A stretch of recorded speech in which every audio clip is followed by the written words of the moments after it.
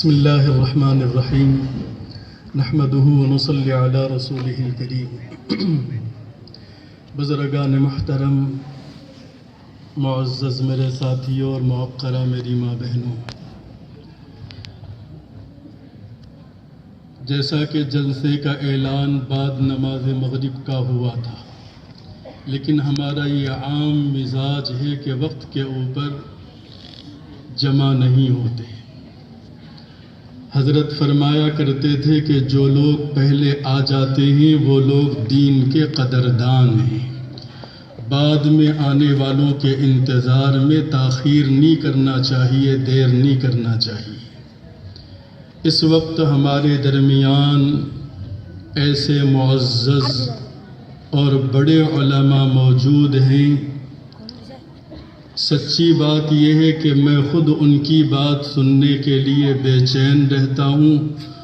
اور ہفتوں ان کا انتظار کرتا ہوں۔ یہ ہمارے علماء جو بڑی خدمات انجام دے رہے ہیں، ہماری حقیر سی دعوت کے اوپر ہمارے شہر کو تشریف لے آئے اور دن بھر آپ کے درمیان مصروف رہے۔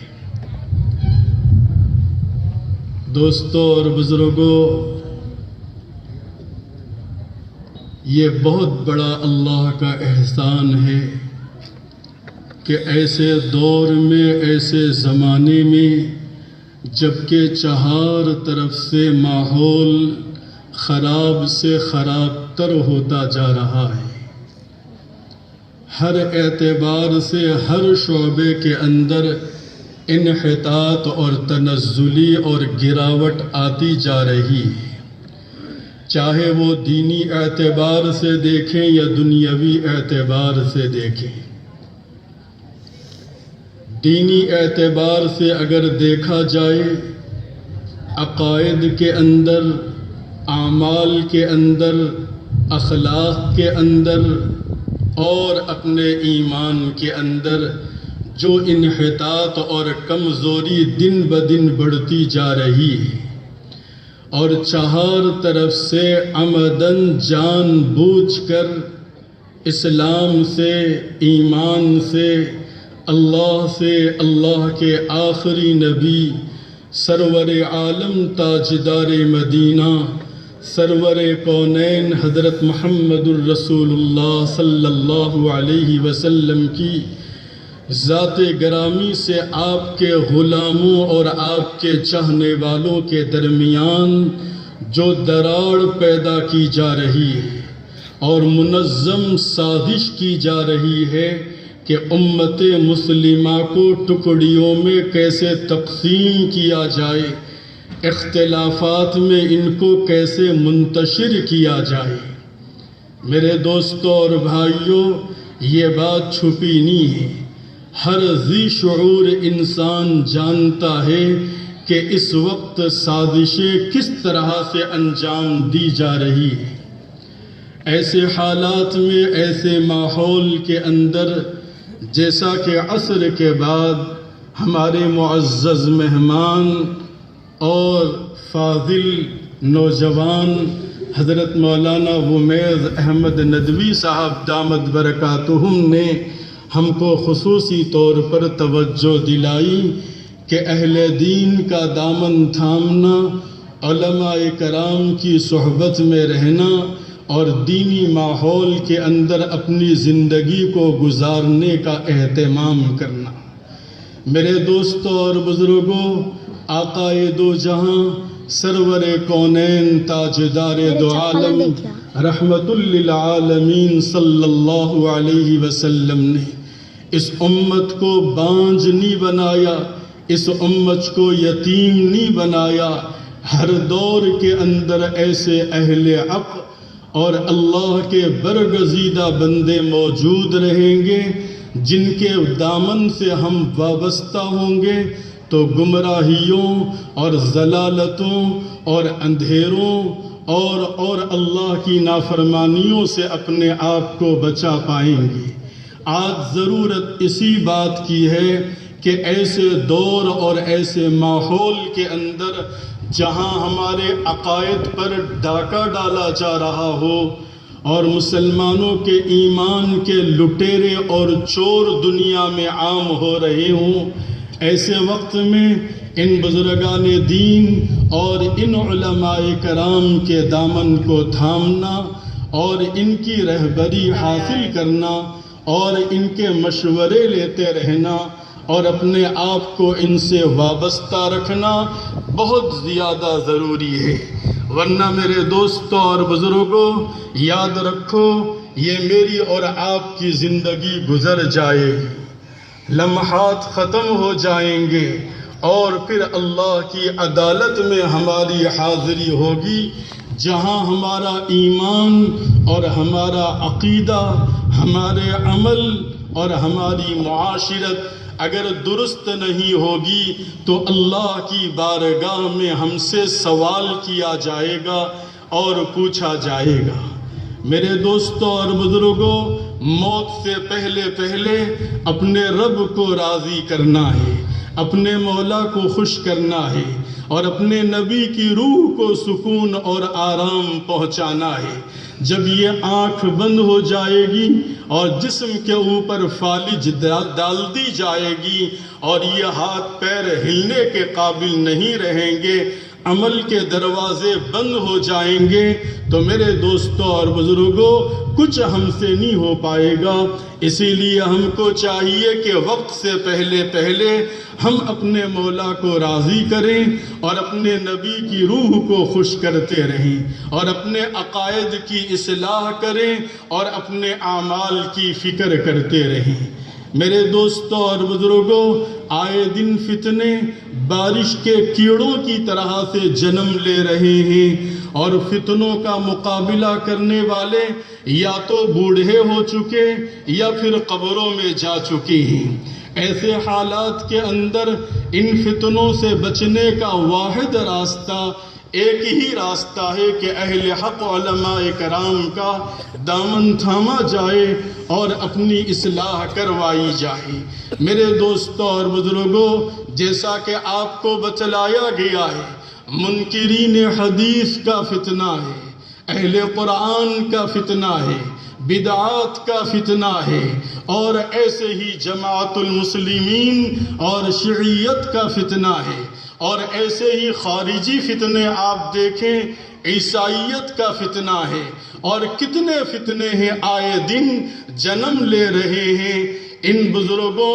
اور ان علماء کرام پر قربان جائیے کہ یہ ہم کو بیدار کرتے رہتے ہیں اور ہم کو غفلت کی نیند سے جگاتے رہتے ہیں اور اپنے ایمان کی یہ فکر کرتے رہتے ہیں۔ ان کے احسان مند ہونا چاہیے، ان کا شکر بجا لانا چاہیے۔ ان جلسوں کے ذریعے سے، ان تربیتی کیمپوں کے ذریعے سے یہ وقتاً فوقتاً ہم کو جو بیدار کرتے رہتے ہیں، ان کا اپنا ذاتی فائدہ اس کے اندر نہیں ہے۔ یہ لوگ اقتدار نہیں چاہتے،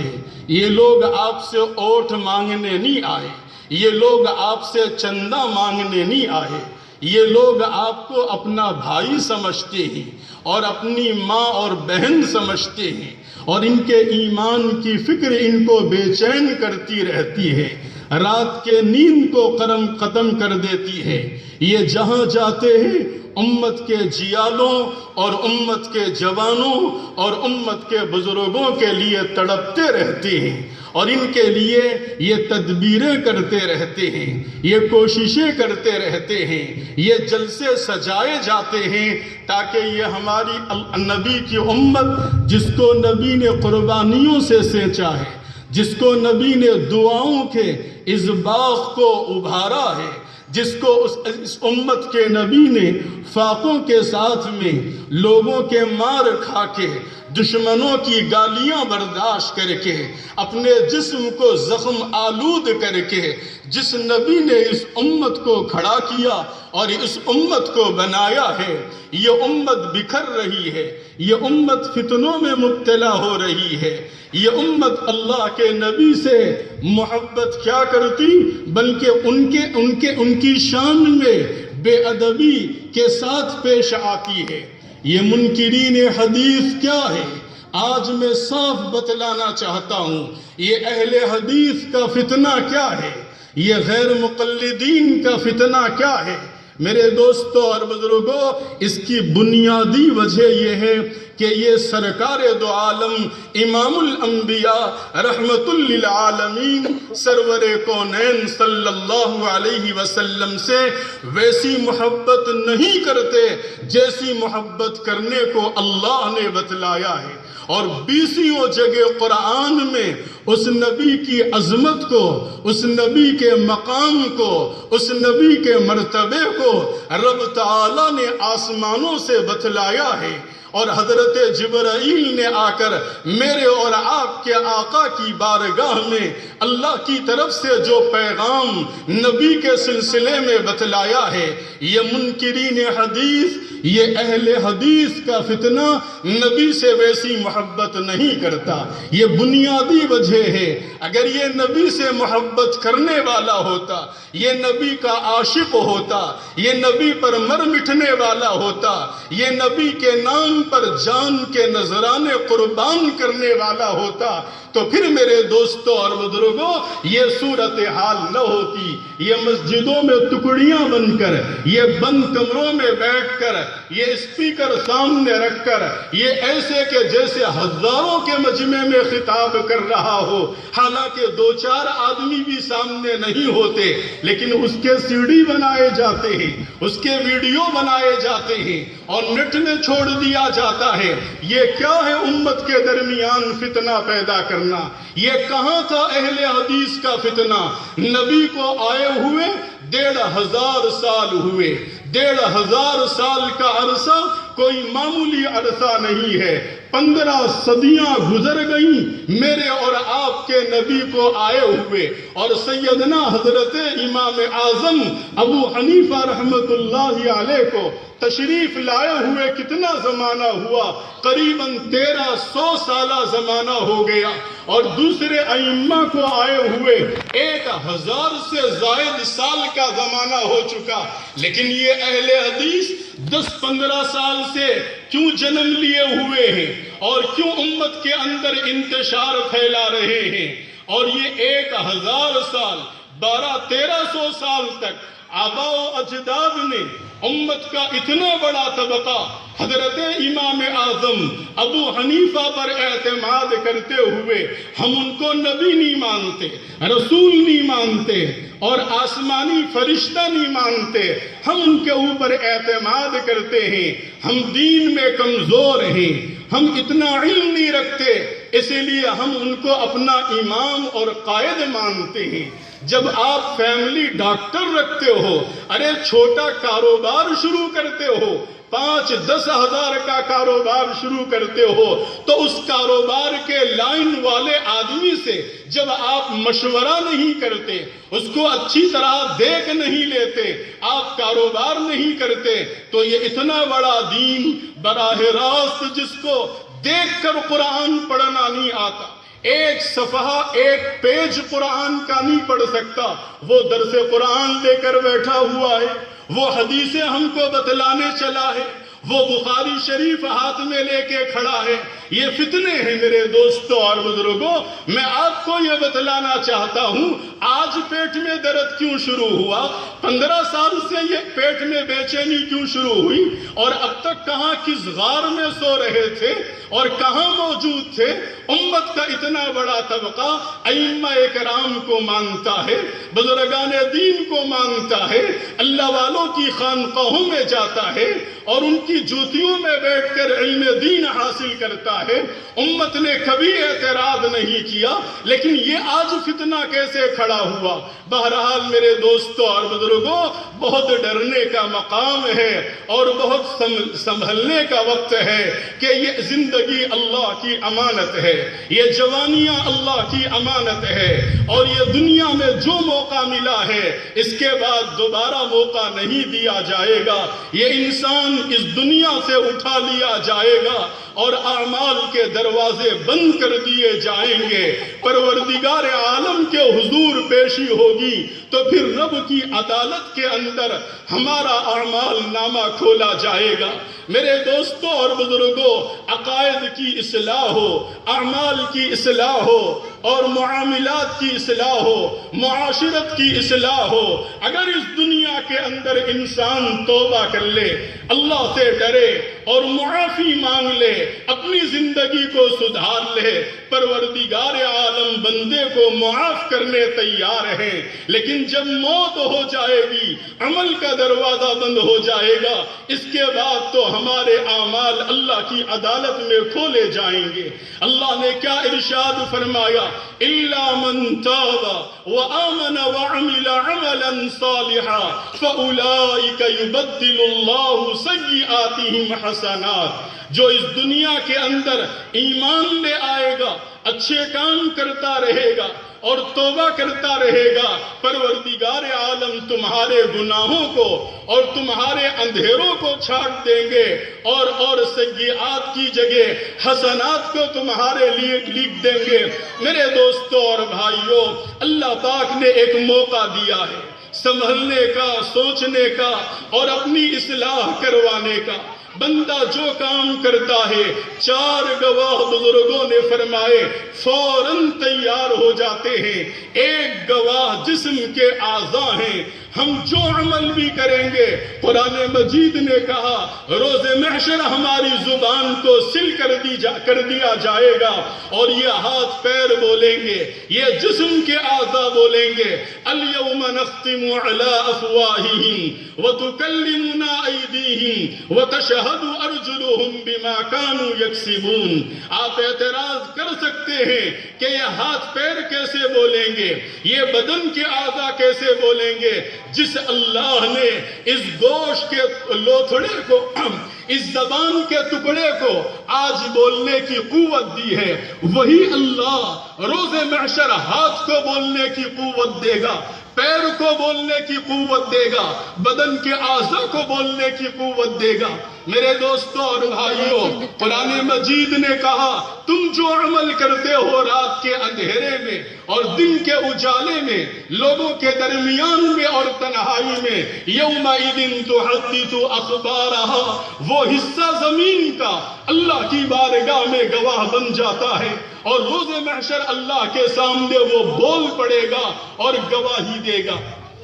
تیسرا گواہ بتلایا کہ 2 فرشتے اللہ نے لگا رکھے ہیں، کرامن کاتبین یعلمون ما تفعلون، تم جو کچھ کرتے ہو فوراً وہ لکھ لیتے ہیں اور وہ اللہ کے حضور پیش کریں گے۔ چوتھی گواہ فرمایا کہ وہ روز محشر ہمارا اعمال نامہ کتاب ہوگا، جس کو اللہ کے سامنے پیش کیا جائے گا، جس کو دیکھ کر انسان کہے گا ما لہذا الکتاب لا یغادر صغیرۃ ولا کبیرۃ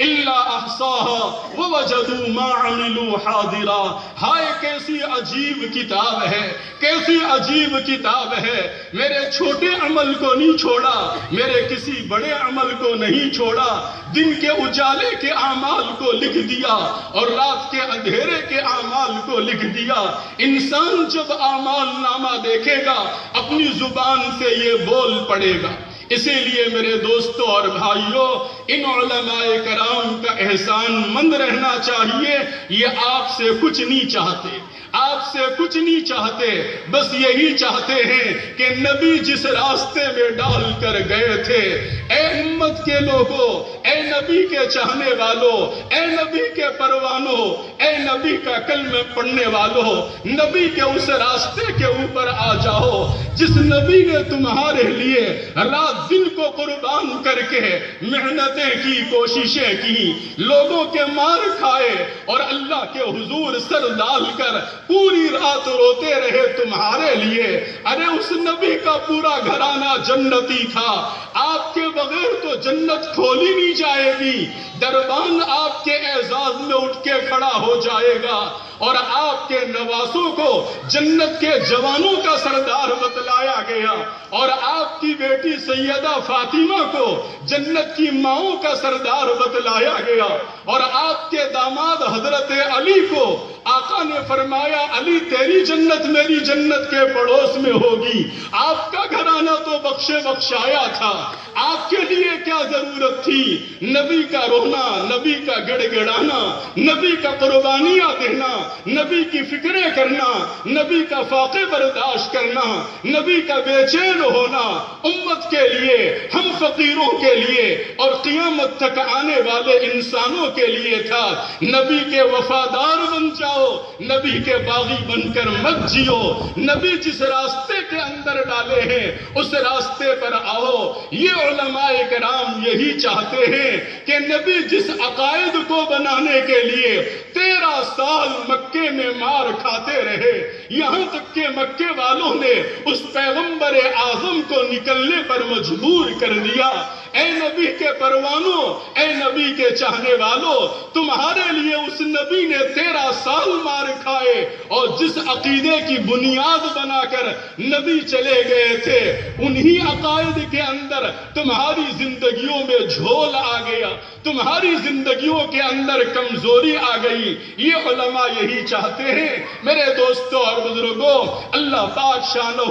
ان علماء کرام کے سائے کو تادیر صحت و سلامتی اور عافیت کے ساتھ ہمارے سروں پر، ہماری نسلوں پر اور ہمارے بچوں پر تادیر قائم رکھے۔ وآخر دعوانا الحمدللہ۔